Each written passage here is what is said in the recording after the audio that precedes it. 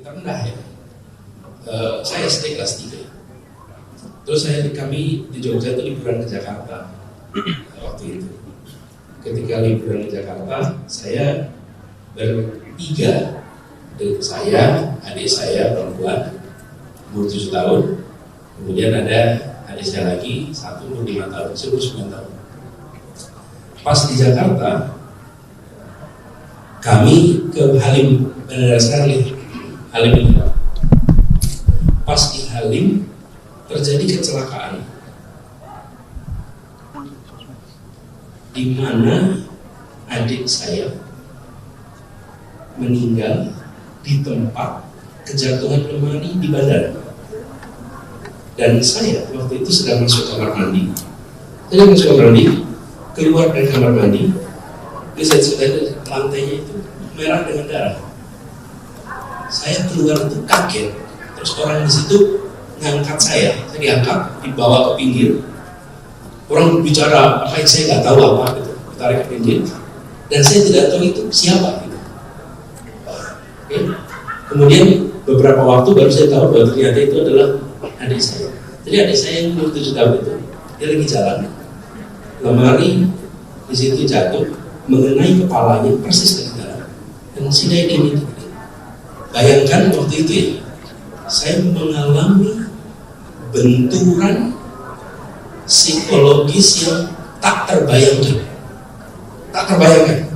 Bayangkan jalan sama-sama, pergi sama-sama, liburan sama-sama dari Jogja nih, bertiga sama adik saya. Pas sampai di situ, kita mau jemput keluarga pulang haji waktu itu. Lalu pulang dari sana itu adiknya hilang, kayak ketemu lagi. Tanpa pernah ada persiapan, jadi itu satu masa di mana ketika saya pulang ke Jogja pun itu kayak kosong gitu. Masuk kamar, adik saya nggak ada, dan barang-barangnya masih ada semua di situ. Jadi itu suatu periode saya kelas 3 SD, di mana saya merasakan yang disebut dengan kehilangan dalam arti sesungguhnya. Dan di situ saya baru pertama kali ketemu yang namanya apa itu mati, apa itu meninggal, dan apa itu yang namanya tidak pernah ketemu lagi. Dan saya sedihnya luar biasa. Ayah ibu saya di Jogja lagi, jadi nggak banyak di sini. Mereka baru dijemput besoknya ke Jakarta, dan ketika dijemput mereka nggak diberitahu pada kejadian ini. Kalau sekarang barangkali udah ada yang motret kirim gambar gitu, itu nggak ada. Jadi keluarga kami itu mendapatkan hempasan yang dahsyat. Ibu saya tidak pernah membayangkan harus menguburkan anak yang dilahirkan, tidak pernah terbayang. Ayah saya tidak pernah membayangkan. Dan saya masih ingat itu saat-saat pemakaman dan lain-lain itu. Itu salah satu titik terendah di dalam perjalanan hidup saya. Dan dimakamkan di pemakaman Kober di Jatinegara sini. Dan ketika saya bertugas di gubernur, saya betul-betul mencari makam itu dan tidak ketemu. Kenapa sekarang tidak ketemu? Karena rupanya kami itu di Jogja nggak terbiasa kalau makam itu ditumpuk-tumpuk dan hilang gitu. Kalau di Jakarta tumpuk-tumpuk, akhirnya yang makam yang lama itu nggak ada. Saya sampai minta catat semuanya, nyari semuanya nggak ketemu tuh. Adik saya namanya Haifa. Bagaimana kemudian bangkit ya? Yang menarik ya, yang mengajak saya untuk melewati ini itu justru ibu. Kan ibu yang paling kehilangan tuh di dalam proses ini kan. Dan pelan-pelan itu diajak bicara satu-satu sampai saya tidak ingat persis waktunya, tapi kira-kira sesudah saya kelas 4, kelas 5, setahun 2 tahun kemudian saya mulai merasa terbebas dari perasaan seperti pengen ketemu terus, pengen main lagi, pengen bersama-sama lagi. Itu perlu waktu tuh untuk itu lewat. Itu personal ketika saya bandingin. Di dalam perjalanan hidup saya ketemu dengan tantangan-tantangan, mulai dari urusan pekerjaan yang ketika terjadi itu besar sekali.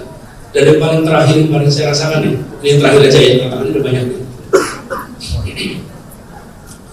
Saya ini entah bagaimana Tuhan mentakdirkan saya bertugas di Jakarta sebagai gubernur di saat pandemi itu masuk di Jakarta. Dan kami membentuk task force sejak bulan Desember Januari. Jadi 3 bulan sebelum resminya. Apa sih yang paling merasakan begini? Saya di tiap jam 6 sore itu jam paling stressful buat saya. Raka, 6 sore karena 6 sore. Karena jam 6 sore itu adalah cut off laporan kematian hari itu. Jadi setiap menjelang jam 6 sore itu saya nggak enak kalau buka WA itu. Karena begitu itu nanti kepala dinas yang mengurusi pemakaman itu beliau akan mengirimkan daftar yang meninggal. Masuk. Begitu lihat ya, 10, 20, berapa lagi 40, 80. Ini kan kita, teman-teman di sini pasti ada saudara, teman di masa-masa itu. Lalu, Pak, makamnya hampir penuh. Kebayang nggak ada laporan Pak makamnya hampir penuh? Oke, sementara saya sedang bertanggung jawab mengelola usaha penyelamatan di saat yang bersamaan ini pada berjatuhan satu-satu. Semua orang di rumah, kami nggak boleh di rumah, kami harus susul depan. Saya harus pergi, saya harus ikut ngurusin. Di sisi lain, kami dan tenaga medis semua itu, kalau pulang ke rumah berpotensi nularin keluarga. Saya ke makam Pondok Rangon, itu salah satu pengalaman paling shocking. Kenapa? Karena masuk satu tempat di mana saya nggak kebayang yang namanya deretan makam itu sebanyak itu. Itu kalau ditanya one of the lowest. Dan saya sampai waktu itu bilang, Bapak Ibu sekalian, please stay home, jangan pergi, jangan waktu itu ya, tolong jangan pergi. Dan karena kita belum tahu apa yang harus kita lakukan. Tapi saya merasa punya tanggung jawab yang besar, dan setiap ada yang meninggal itu berat sekali untuk kita melihat. Bukan sekedar statistik, ini adalah punya keluarga, punya orang tua. Jadi Raka, saya punya banyak lagi cerita, tapi saya mengalami, ini contoh 2, satu yang sangat pribadi, satu ketika terkait dengan pekerjaan. Dan pada waktu itu saya berkeyakinan bahwa kira-kira gini dah, saya ditugaskan di sini ngurusin ini, ditakdirkan begini, pasti Tuhan punya rencana dan pasti tidak akan kasih saya beban yang saya nggak mampu. Walaupun ini berat, harusnya nanti mampu, harusnya nanti bisa. Dan itu yang saya rasakan. Jadi 2 itu yang boleh saya berikan sebagai contoh gimana menghadapi merasakan fase-fase yang sulit. Anis, terima kasih banyak Pak. It's very emotional. Dan saya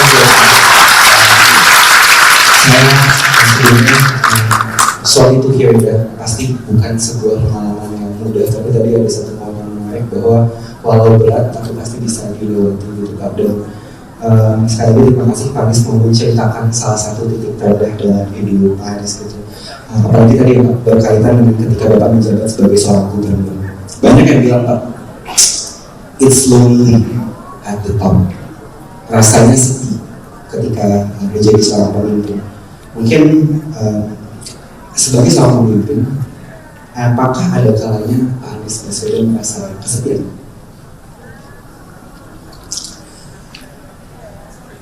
Pekerjaan memimpin, apalagi yang dipimpin banyak, itu membuat kita jadi sering ada jarak. Raka, saya bayangannya, saya mengelola Jakarta yang penduduknya 11 juta, pegawainya yang dalam direct kendali oleh gubernur itu sekitar 180.000 orang, 60.000 ASN, 120.000 non ASN. kita berada kendali langsung. Jadi jenis pekerjaannya itu membuat ada mata rantai struktur yang besar. Lalu kadang-kadang struktur seperti laundry, di mana mendapatkan companion? Di rumah, di keluarga. Keluargalah yang menjadi pendamping paling konsisten, paling dekat, yang selalu hadir kapanpun dalam situasi apapun. Jadi Ferry ini istri saya dari sini yang nemenin terus, dan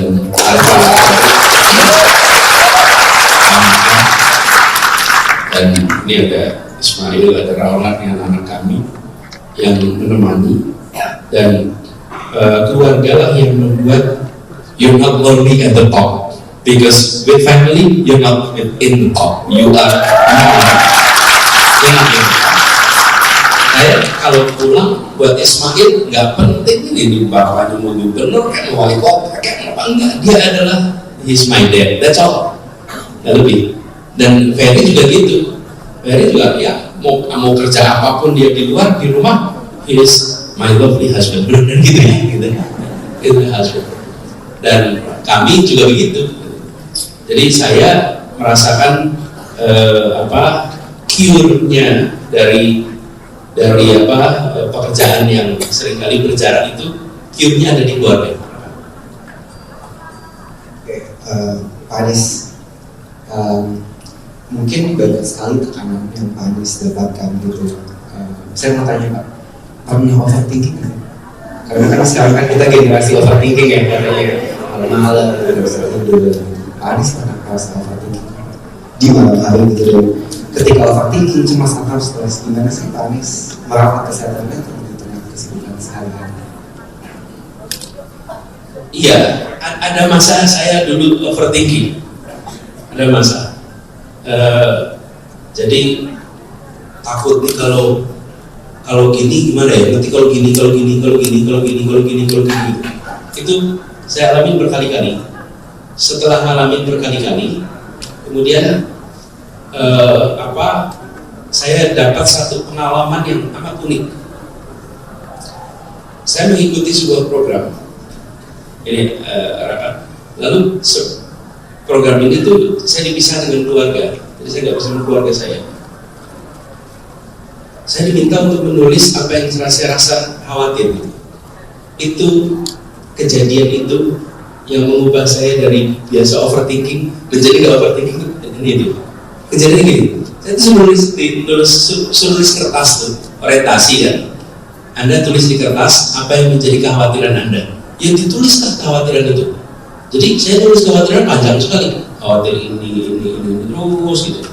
Kekhawatiran, saya nggak tahu mau diapain kertas ini.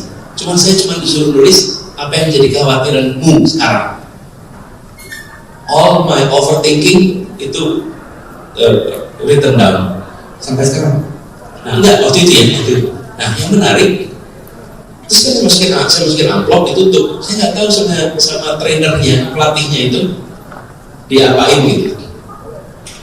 3 bulan kemudian saya terima surat amplop yang tulisan alamatnya itu tulisan tangan saya gitu. Apa ya dia gitu. Nah ketika saya buka ternyata isinya itu yang saya tulis 3 bulan lalu. Oke, si trainer itu sama dia dimasukkan ke amplop, tulis alamat saya. 3 bulan kemudian datang, dan ketika saya datang itu saya baca, terus I'm smiling to myself gitu. Ternyata hal yang saya khawatirkan itu ternyata enggak. Nah kejadian itu kayak ini ya, sebetulnya take it easy aja ya. Kalau ada kemauan pasti ada jalannya. Kalau ngalir aja, susah-susah. Saya juga bukan orang pertama kok yang ngalamin gini. Pasti udah orang lain yang pernah. Kalau orang lain pernah dan berhasil, ya mudah-mudahan saya juga bisa dan berhasil juga gitu. Jadi nggak kemudian kita khawatir gitu. Itu kejadian di mana my overthinking mulai turun. Kalau saat ini the pressure is really high right now, mungkin tekanan juga ya Bapak gitu. And How are you mentally? Jadi ini yang kemudian kalau saya merefleksikan ya, karena kita sering berhadapan dengan pressure gitu.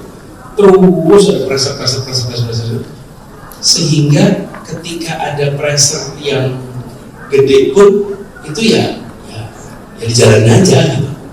Jadi nggak lagi dianggap beban sekali. Gini Raka, kalau kita ini air ini beratnya 600 ml, jadi kira-kira 0,6 kilo. Meja ini beratnya mungkin 5 kilo. Kalau barang-barang seperti ini tuh kita bisa ngukur, oh ini lebih ringan, ini lebih berat gitu. Tapi kalau masalah nggak ada timbangannya, masalah tuh nggak ada timbangannya. Tadi pengalaman saya yang saya rasakan, karena sering ketemu masalah, kemudian ternyata masalah yang berat-berat sekalipun ujungnya ada jalan keluarnya, jadi sekarang tuh kalau ketemu masalah yang rasanya buntu itu seperti insya Allah nanti ada jalan keluarnya juga kok, walaupun saya belum tahu sekarang apa gitu, tapi yakin kok. Kenapa? Karena dulu begitu, dan mudah-mudahan besok juga bisa begitu gitu. Jadi lebih seperti menerima apa yang dihadapin. Kalau dapat tekanan besar dijalanin, diterima aja, karena dulu juga bisa, insya Allah besok juga bisa. Dan saya juga yakin ya Tuhan pasti kasih jalan keluarnya, serumit apapun yang dihadapi, sebesar apapun tekanannya. Dulu bisa, besok juga bisa. Insya Allah. Tepuk tangan buat Pak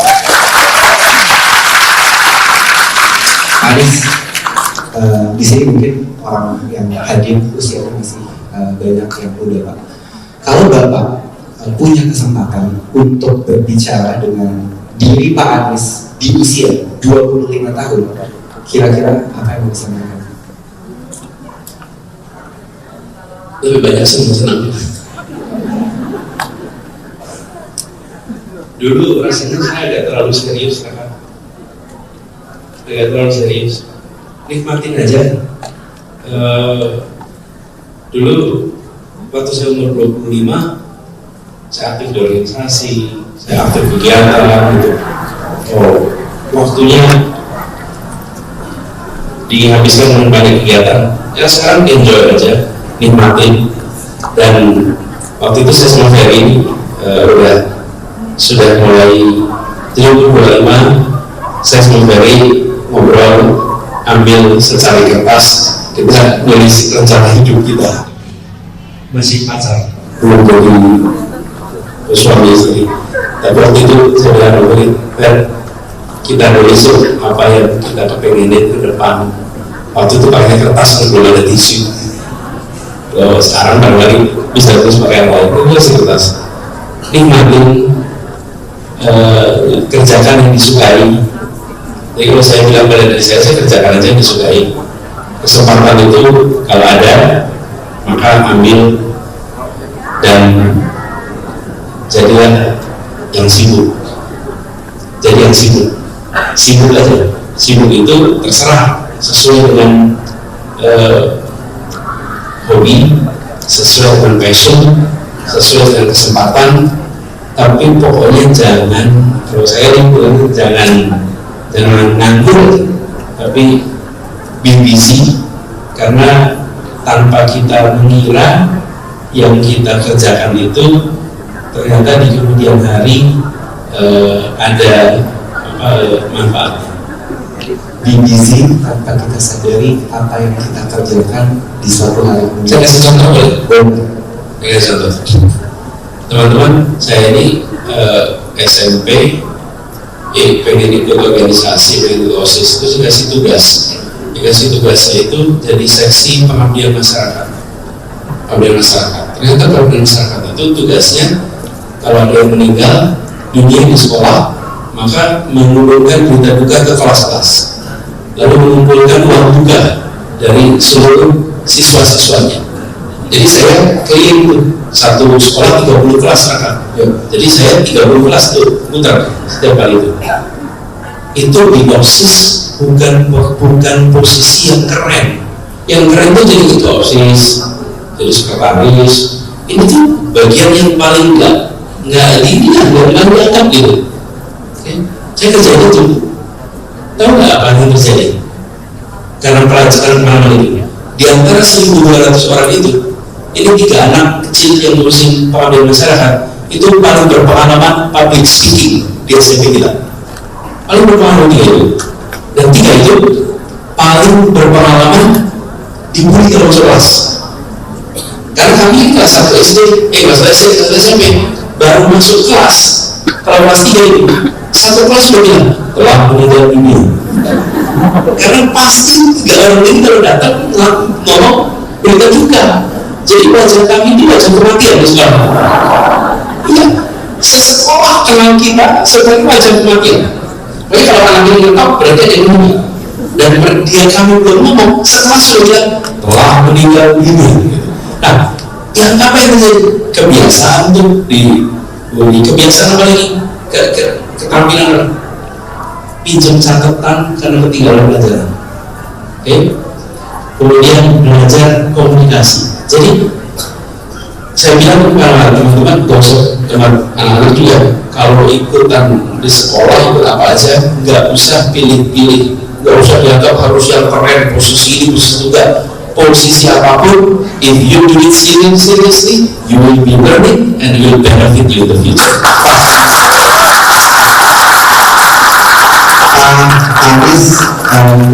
Saya belajar banyak sekali hari ini Bapak. Mungkin saya akan sendirian tanya-tanya sama Bapak. Habis ini saya akan lempar question ke teman-teman yang hadir. Tapi mungkin sebelum itu Pak, menurut seorang Bapak Anies Baswedan, apa definisi menjadi manusia?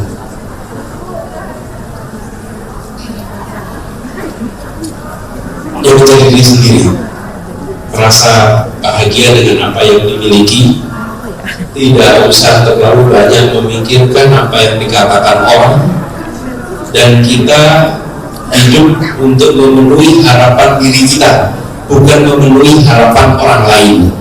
Berhenti menghabiskan energinya untuk memikirkan what people expect about me, tapi lebih pada what I expect about myself and what my family expect about me. Itulah rasanya. Jadi kita nggak punya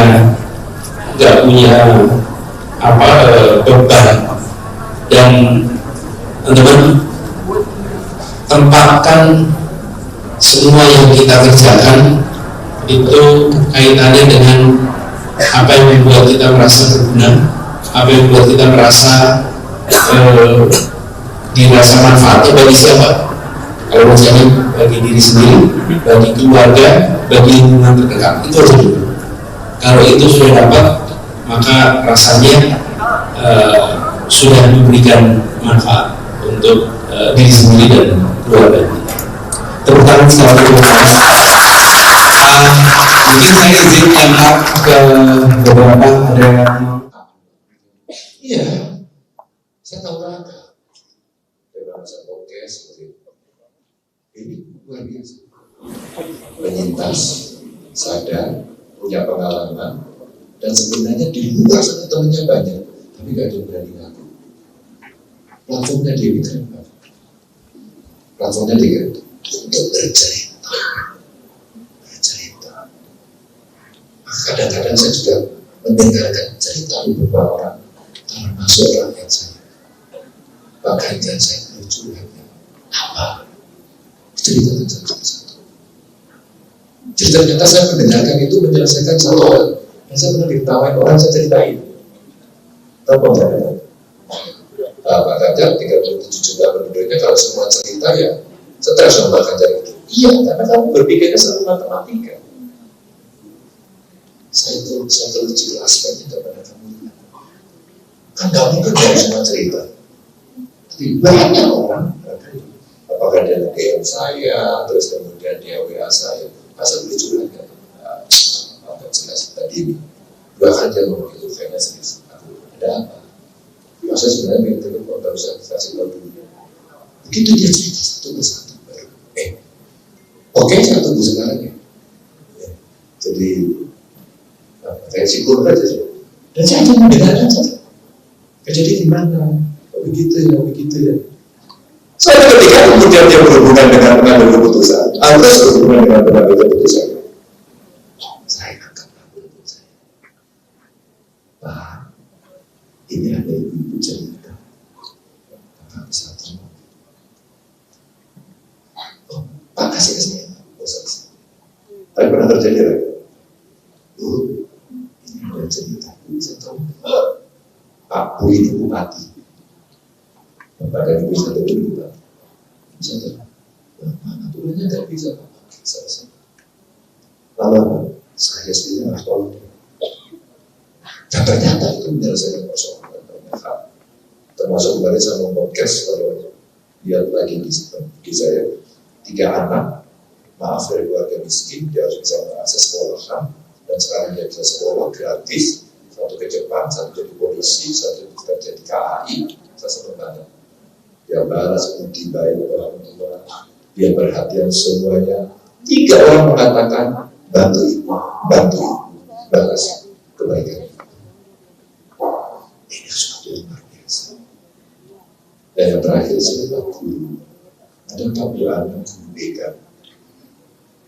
Kamu telepon dulu anak saya dan Vicor. Aku mau lihat wajahnya bulan. Di telepon. Teleponnya buku. Bulan apa? Belum mau bicara. Aku kamu ngomong dulu gitu. Ya anak sih. Kasih sampai ibu. Merasa baik kenapa?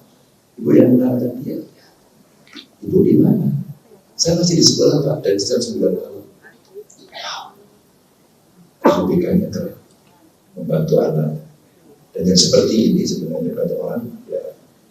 Saya baru cerita sekali ke teman-teman ini untuk sharing season bahwa bagi cerita mendengarkan cerita itu baik.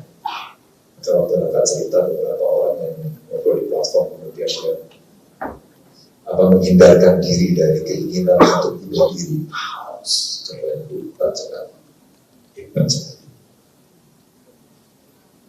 Oke, Pak Ganjar, tadi kita udah membahas banyak terkait dengan kemungkinan Bapak dan lain-lain.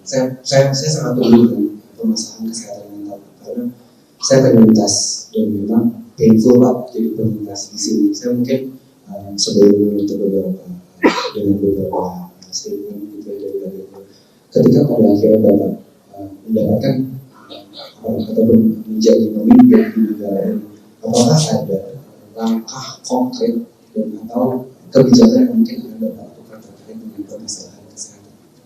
Ya, ada 2 hal yang saya ceritakan. Yang pertama adalah saya pernah cerita rumah sakit jiwa saya itu mau dijadikan rumah sakit umum karena nggak ada pendapatannya.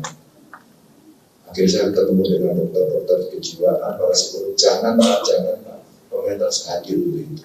Akhirnya saya tidak izinkan.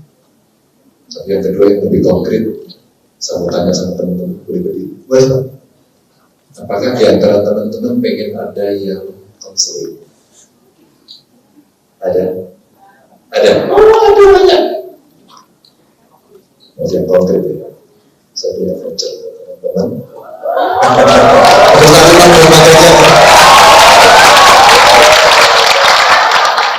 Ada 5. Ada 5 nanti bisa melakukan konseling di sini. Saya pilih dari sini, Mbak pakai baju coklat, ya, masuk di sini. Kamu kasih bukan saya. Oke, tenang, ya kelihatan stres banget. Oh itu semangat banget yang paling belakang boleh dong. Yang paling belakang itu loncat-loncat dulu ini bro. 1, 2. Oke, cewek lagi yang baju putih loncat-loncat kayak di sini. Asik.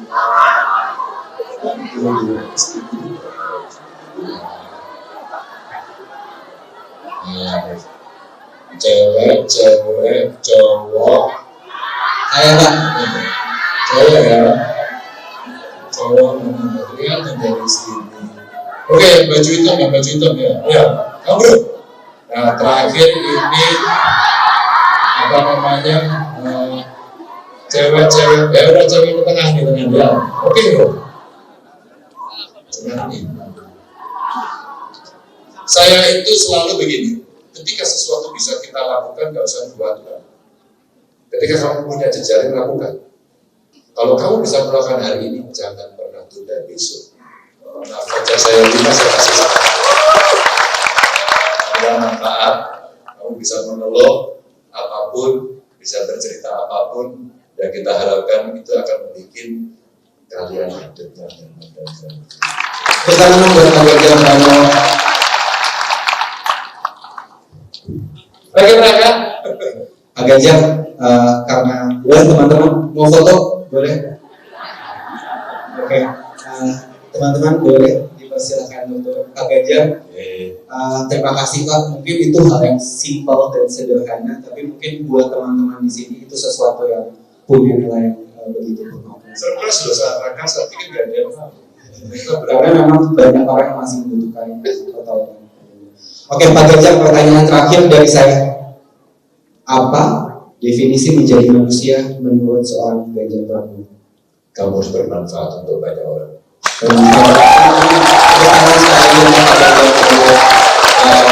Pak Ganjar, sekali lagi terima kasih sudah hadir. Mungkin sebelum menutup saya akan Bapak menyampaikan sebuah pesan ataupun inspirasi untuk teman-teman yang ada di sini. Kalau kamu banyak bermanfaat untuk banyak orang, maka orang lain itu akan mendapatkan kebahagiaan. Lakukan itu, jangan berbuat itu. Terima kasih Pak Ganjar sekali. Teman-teman, terima kasih sudah stay. Kita masih ada satu sesi lagi. Pak Ganjar, terima kasih atas waktunya. Teman-teman, saya mau menyampaikan bahwa untuk tadi teman-teman yang tidak dapat voucher, ada voucher yang bisa diambil setelah sesi ini di gate. Mungkin saya boleh foto bareng sama Pak Ganjar sebelum kita menutup.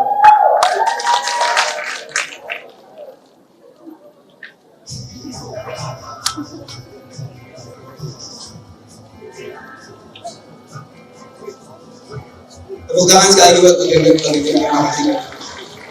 Saya kembalikan. Terima kasih. Baik, terima kasih kepada Pak Ganjar. Saya, My Sister Tarigan.